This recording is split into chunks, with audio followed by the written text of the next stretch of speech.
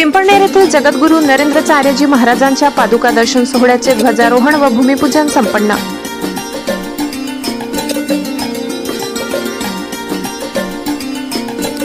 पिंपळनेर येथे जगद्गुरू रामानंदाचार्य नरेंद्राचार्यजी दक्षिण पीठ नाणीजधाम यांच्या पादुका दर्शन सोहळ्याचे नुकतेच उत्साहात ध्वजारोहण आणि भूमिपूजन पार पडले। हा भव्य सोहळा 18 डिसेंबर रोजी गुरुवारी सकाळी 10 वाजता सामोडे चौफुली राज्य छत्रपती इंग्लिश मीडियम शाळेजवळ हजारो भाविकांच्या उपस्थितीत पार पडणार आहे। महाराजांचे लाखो भक्त अनेक समाज उपयोगी कार्यक्रम करतात। त्यांच्या कार्याला चालना देण्यासाठी हा गुरुपूजन सोहळा आयोजित केलाय।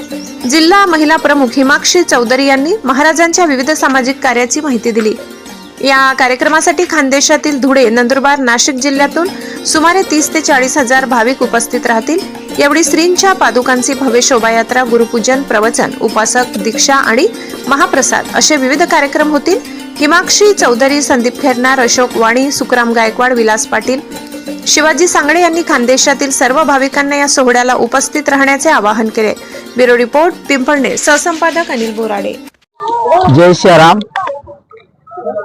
धुळे जिल्हा भक्त परिवाराच्या वतीनं साक्री तालुका पिंपळनेर या ठिकाणी 18 डिसेंबर रोजी सामोडे चौफुली राजे छत्रपती इंग्लिश मीडियम शाळेजवळच्या पटांगणामध्ये 18 डिसेंबर रोजी जगद्गुरू श्रींच्या सिद्ध पादुकांचा आगमन होणार आहे।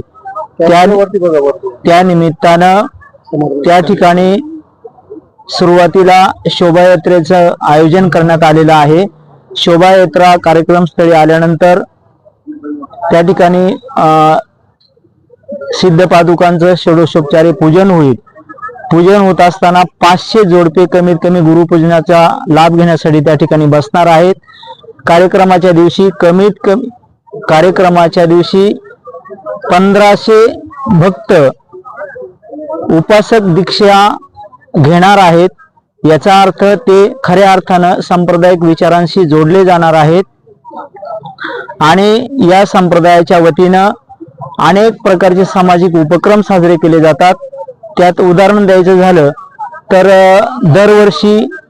गेल्या वर्षी 1,36,000 रक्तकुपिकांचं दान करण्यात आलेलं आहे। गेल्या महिन्यामध्ये एका महिन्यात 1,11,000 झाडं वृक्ष लागवड करण्यात आलेली आहे। दरवर्षी 1.5 लाखाच्या वरती नित्यनेमानं रक्तदान केलं जातं। 53 ॲम्ब्युलन्स विविध हायवेवर कार्यरत आहेत। अपघातग्रस्त लोकांना हॉस्पिटलच्या ठिकाणी पोहोचून आणि लाखो भाविकांचे प्राण आतापर्यंत त्या माध्यमातून वाचवण्यात आलेले आहेत।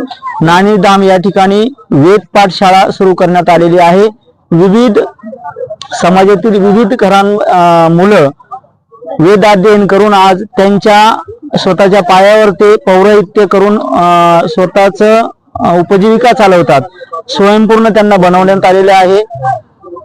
त्यानंतर नाणीजधाम या ठिकाणी इंग्लिश मीडियम स्कूल अतिशय चांगल्या पद्धतीने चालवलं जातं। वसई उपपीठ वसई या ठिकाणी मोफत गरजू विद्यार्थ्यांना ड्रायव्हिंग स्कूलमध्ये ऍडमिशन दिलं जातं। शेकडो विद्यार्थी आतापर्यंत त्या ड्रायव्हिंगच्या व्यवसायामध्ये लायसन घेऊन आपापला व्यवसाय सुरू करण्यात त्यांनी यश मिळवलेलं आहे। अशा पद्धतीनं दुष्काळग्रस्तांना किंवा आपत्कालीन निधी हा समाजातल्या विविध घटकांना पुरवला जातो। अशा पद्धतीनं अनेक प्रकारचे सामाजिक उपक्रम या ठिकाणी राबवले जातात।